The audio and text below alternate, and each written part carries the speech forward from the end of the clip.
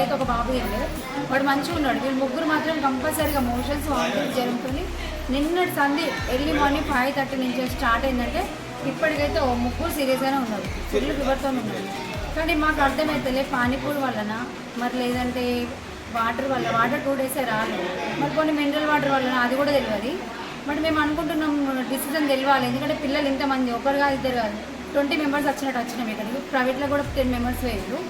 డాక్టర్లు ఏమన్నారు, రేపు సాయంత్రం ఇస్తాడు రిపోర్ట్ వచ్చినాక తెలుస్తుంది అని చెప్తుంది.